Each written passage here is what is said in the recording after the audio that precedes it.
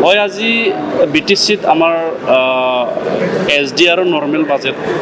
দুটা সেশনত কৰা হৈছে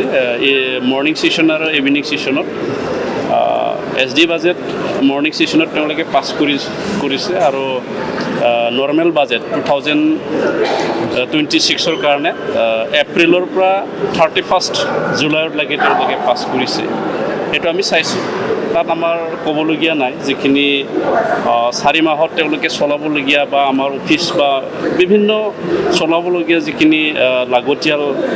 ফাইনেন্সিয়েল এইখিনি তেওঁলোকে প্লেছ কৰিছে আমি সমৰ্থন জনাইছোঁ আৰু আশা কৰিছোঁ যি ধৰণে তেওঁলোকে বাজেটত উল্লেখ কৰা ধৰণে বিভিন্ন ডিপাৰ্টমেণ্টত ফাণ্ড ধৰিছে ভালকৈ ইমপ্লিমেণ্ট কৰিব সেইটো আমি কামনা কৰিছোঁ মৰ্নিং সেশনত এটা কুৱেশ্যন আৱাৰত আমি দেখিছোঁ যে শিক্ষা বিভাগৰ এটা কুৱেশ্যন আছিলে যে এজন সন্মানীয় সদস্যজনে শিক্ষা বিভাগৰ সন্মানীয় কাৰ্যবাহী সদস্য তেখেতৰ ওচৰত এটা কুৱেশ্যন ৰাখিছিলে যে বিগত 5 বছৰৰ কাৰ্যকালত বাক্সা আৰু তামুলপুৰ জিলাত প্ৰাথমিকৰ পৰা হায়াৰ ছেকেণ্ডাৰীলৈকে শিক্ষা বিভাগে আৰ্থিক সাহায্য দিছে না নাই বুলি আমি উত্তৰটো ঠিক তেনেকুৱা সঠিক হৈছে বুলি আমি ক'ব বিচৰা নাই কাৰণ তেওঁলোকে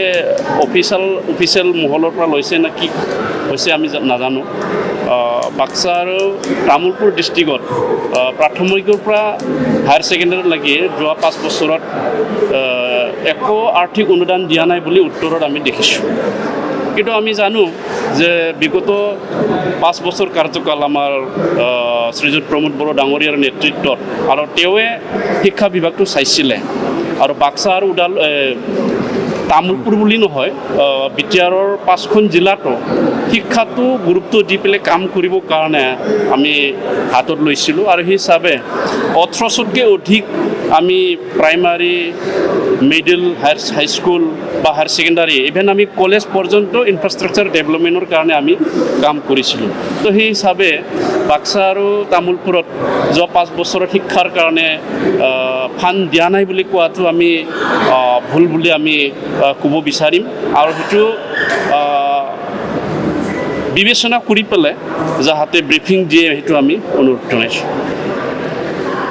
আৰু এজন আমাৰ Mcla সুদাত আমাৰ PHCৰ সন্মানীয় কাৰ্যকৰ্তা অৰ্থাৎ EM PHCৰ তেখেতে উত্তৰ দিছে যে JJMৰ অধীনত আমাৰ যোৱা 5 বছৰৰ UPPL চৰকাৰৰ দিনত কাম কৰাটোক লৈ পেলাই তেওঁ সন্তুষ্টি নহয় বা অকণমান খেলিমেলি হৈছে বুলি কৈছে কিন্তু আমি সেইটো ক'ব বিচাৰিম যে যেহেতু